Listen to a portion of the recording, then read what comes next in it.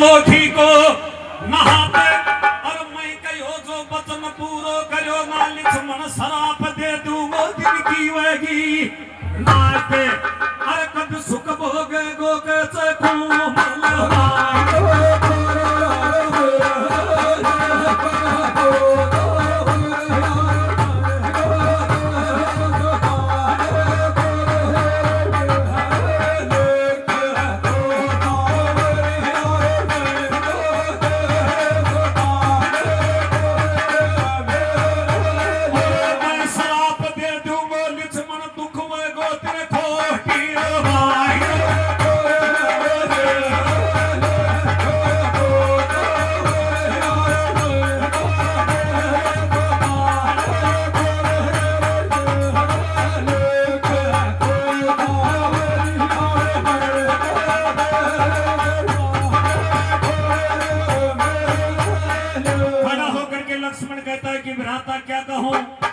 मुझसे कही न जाती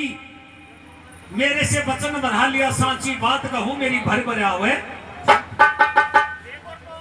हे सांवरिया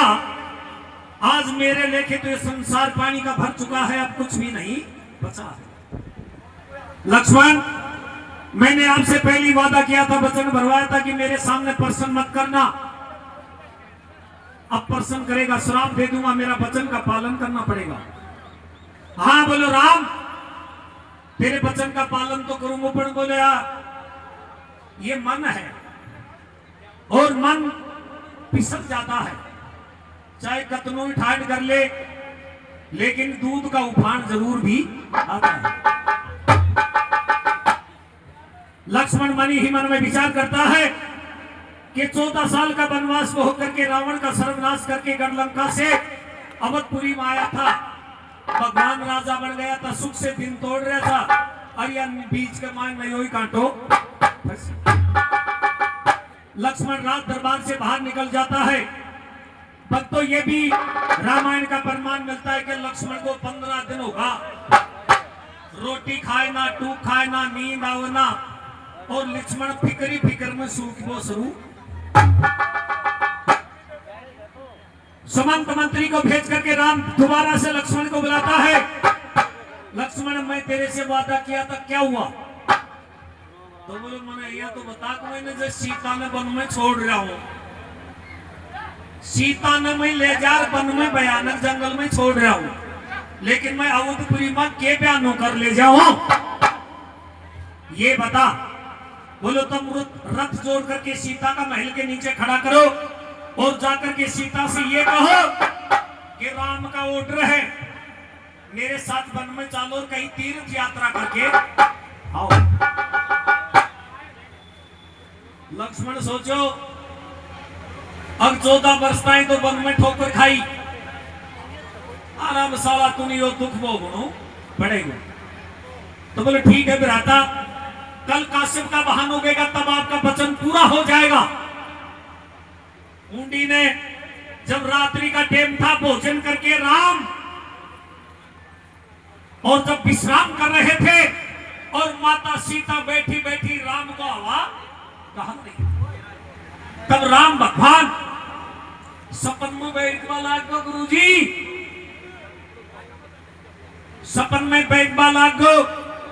और जो सुमंत मंत्री के साथ जाकर के दोबन और दोबन की कथा वो सुन करके आया था सपना ही सपना के मां सीता बैठी बैठी सुने हुए बखान करवा के और भगवान का यहां तक कथा सुनती है कि मैं अब सीता का परित्याग करूं तो कैसे करूं जना सीता जानेगी राम तने जनाए बूझो जो तने के सपनों अपनों कोई आयो से तो नई बात बता समझ जाती है काशिम का भान उगता है और लक्ष्मण रथ जोड़ करके तैयार करके और महल के नीचे लाकर खड़ा कर देता है और फिर सीता के पास में संदेश देता है कि राम का ऑर्डर है जल्दी तैयार होकर के रथ में बैठ करके तीर्थ यात्रा करने के लिए मेरे साथ चलो सीता समझ गई तीर्थ यात्रा को तो बयानों से अब तो तेरे को वन में जाना पड़ेगा और तेरा ये सपना साचा होगा। ये सुनकर के बोलो लक्ष्मण बहुत अच्छा ठहरो सीता ऋषि मुनियों महात्माओं की खातर बढ़िया बढ़िया वस्त्र चुनती है और बढ़िया बढ़िया वस्त्र चुन करके एक गठड़ी बना लेती है, एक मुट्ठी राई की लेकर के अपनी साड़ी के पल्ले बांधती है और आकर के सीता लक्ष्मण के रथ में बैठ जाती है। और जब लक्ष्मण के रथ में बैठ करके और लक्ष्मण अवधपुरी से रथ को बाहर निकालता है और सीता अवधपुरी से रथ बाहर निकलते ही और गुरुजी पल्ला का गांठ खोल करके एक एक दाना और राई का उठा उठा करके रथ के पीछे घेरना शुरू कर देती है। जेड़े राई का दाना पड़ रहा था उड़े ही राई ज्यादा फूल खड़ा। और जब पवन वेग से रथवार और लक्ष्मण रथ को आगे बढ़ाता है और रथ को भागा हुआ देख करके सीता और एक लक्ष्मण से कहती है, तो क्या कह रही थी और किस प्रकार से लक्ष्मण सीता को लेकर के भयानक जंगल की तरफ जा रहा था।